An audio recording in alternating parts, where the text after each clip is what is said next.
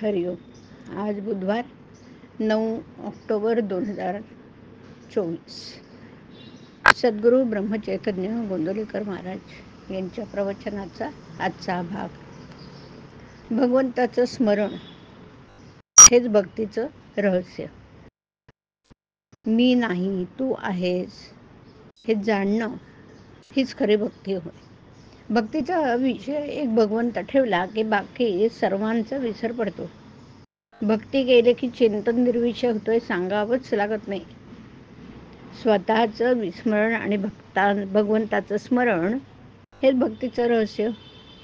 भगवंताची प्राप्ती पाहिजे असेल तर भक्ती करावी. भगवंताच्या चरित्रात भक्तांच्या सर्व तऱ्हा आहेत. त्यामध्ये आपण कुठेतरी खास नक्की बसणार.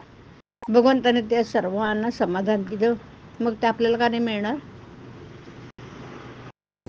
जग प्रगतीपर आहे हे खरं, पण पैसा, मुलं, मान्यता वगैरे ही सुखाची वाढ होणं यालाच आपण प्रगती समजतो.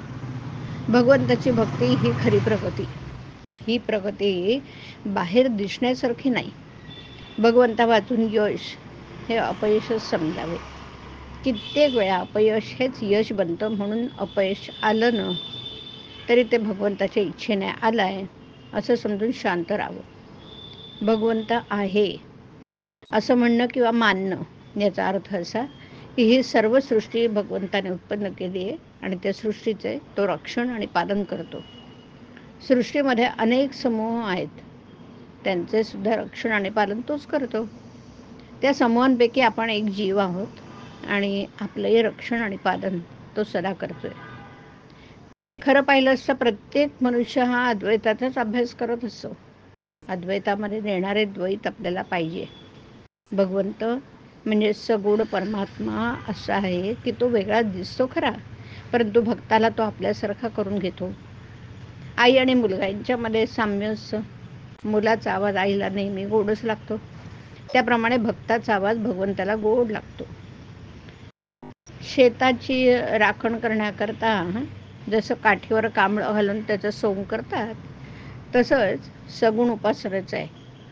राखणदार हजर नसताना ते सोंग ज्याप्रमाणे शेताचे रक्षण करायला उपयोगी पडतं ना, अगदी त्याचप्रमाणे निर्गुणाच्या अभावी परमात्म्याची आठवण करून देण्यासाठी हे सगुण उपयोगी पडतं.